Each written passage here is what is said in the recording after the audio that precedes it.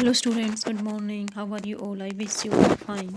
Today we will do worksheet 68 of subject English.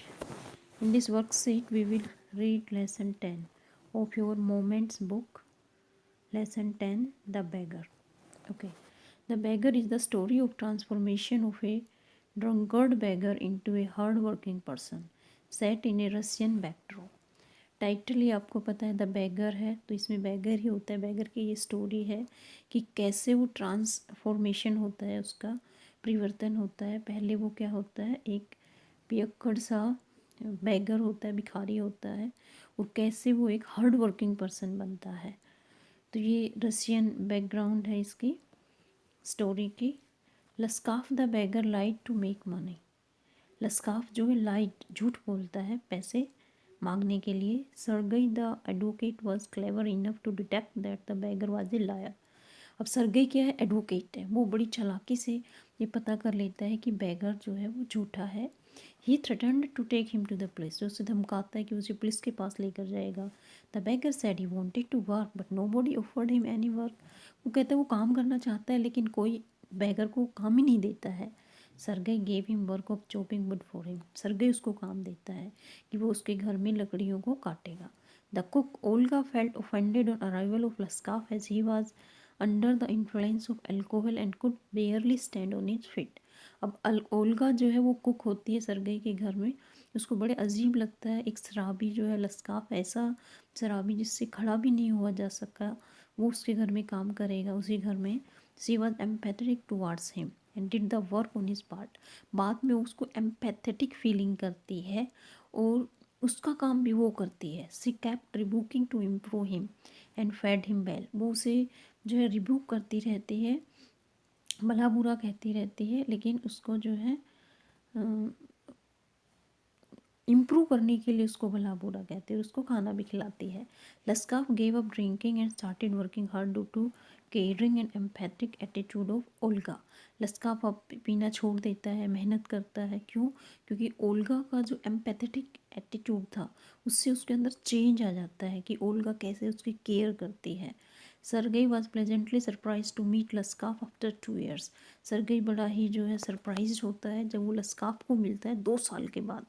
He told him that he was working as a notary and earning good. वो उसे बताता है कि वो अब नोटरी बन गया है और अच्छे पैसे कमाता है। Sergei fail satisfied that his efforts had paid of in reforming A drunkard. Sergei को बड़ा संतुष्टि महसूस होती है कि उसने एक ड्रंकर्ड को एक इतना अच्छा इंसान बना दिया है।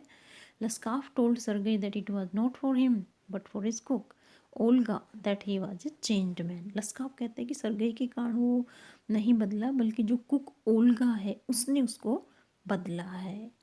ओके, अब हम करते हैं क्वेश्चन आंसर। तो आपने देखा इस चैप्टर में राइटर ने कैसे जो बैगिंग की प्रॉब्लम है, बेगर्स की प्रॉब्लम है, उसको रिफ्लेक्ट किया है। Okay, read the lesson carefully and choose the correct answer. तो फर्स्ट क्वेश्चन है हमारा, the beggar was not interested in doing any work because he was unhealthy, his strength had been undermined by alcohol, he was unhappy, he was not able to find any job। तो इसका answer है हमारा B, क्योंकि उसकी strength कम होती जा रही थी अल्कोहल के कारण, वो ड्रंकर्ड हो गया था, इसलिए उसकी ताकत कम थी काम करने, इसलिए वो काम नहीं करना चाहता था। Okay, next question, question number 2। Yes, the lesson the beggar is about dignity of labor, usefulness of money, quitting good habits, being truthful। तो ये है डिग्निटी ऑफ लेबर, हमें काम की पूजा करनी चाहिए, हम सबको काम करना चाहिए।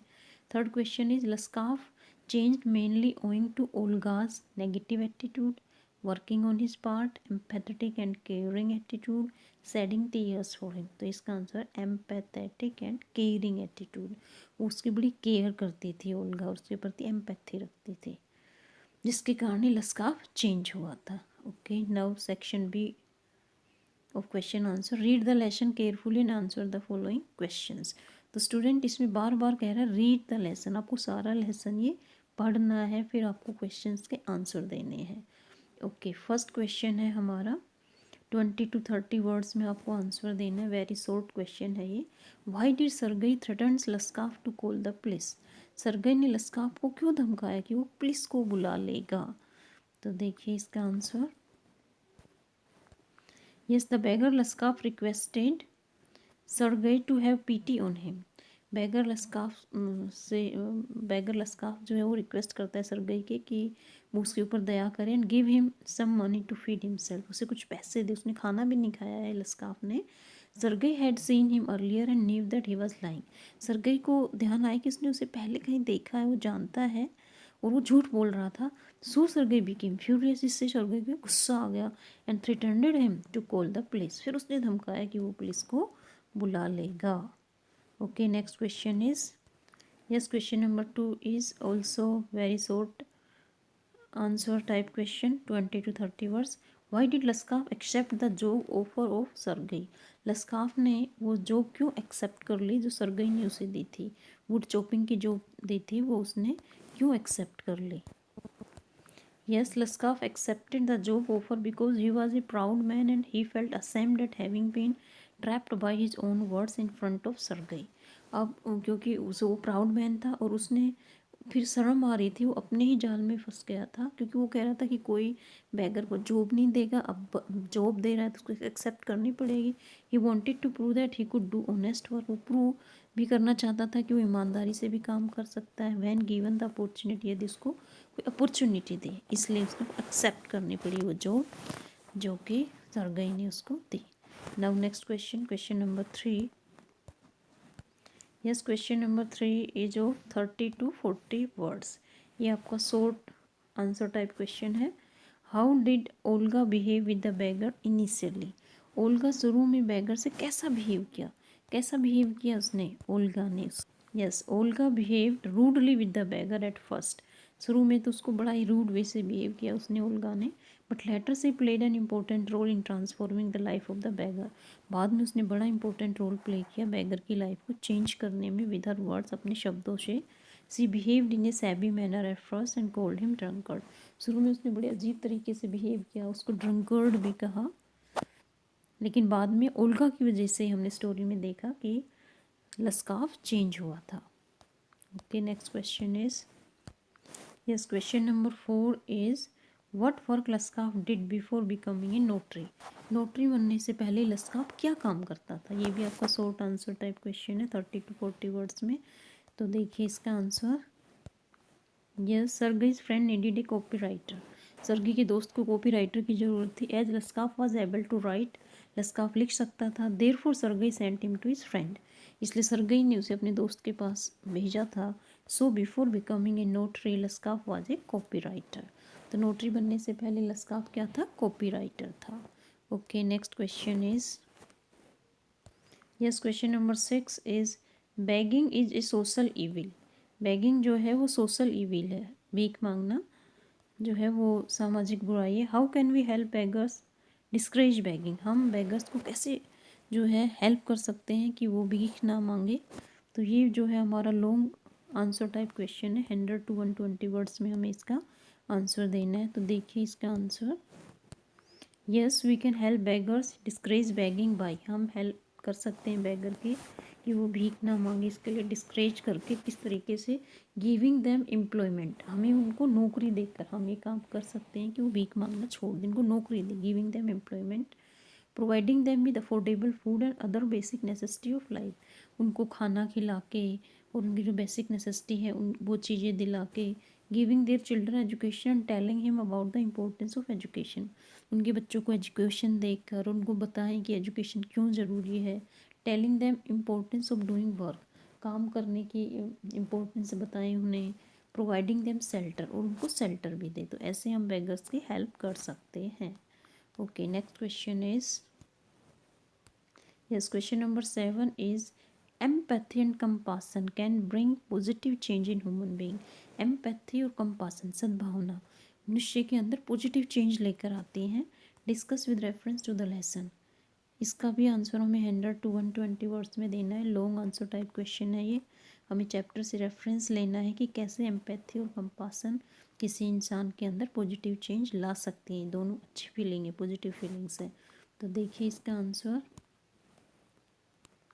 यस, इसका आंसर है yes. It is true that compassion and empathy can bring positive changes in the human. ये बात सच है कि जो कंपासन और एम्पैथी वाली फीलिंग है वो मनुष्य के अंदर पॉजिटिव चेंज लेकर आती है। Olga came to know about the condition of Laskaf. Olga को पता लगा लस्काफ की कंडीशन के बारे में। She understood that he was a victim of his bad habit.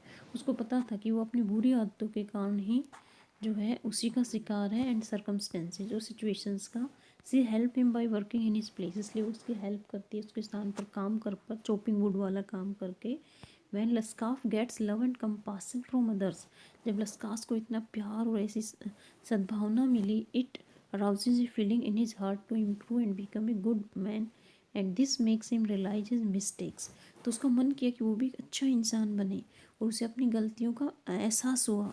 By self introspection he finds that path he has chosen is not a path of true human. तब उसे पता लगा कि जो वो पाथ उसने चुना है वो वास्तव में ट्रू मैन का नहीं है। And gradually he starts to modify himself as a true human. और वो अपने आप को मॉडिफाई करता है एक अच्छे इंसान में बाद में, धीरे धीरे gradually. Olga play an important role in bringing back Laskaf to main stream life. और ओल्गा का बड़ा महत्वपूर्ण रोल है लस्काफ को उसकी लाइफ को वापस जीने के लिए, मेन स्ट्रीम में लाने के लिए। तो ये थी स्टूडेंट हमारी आसान सी वर्कशीट। वर्कशीट तो आपको समझ में आ गई होगी, बिल्कुल आसान वर्कशीट थी ये। Okay student, thank you for watching, have a nice day.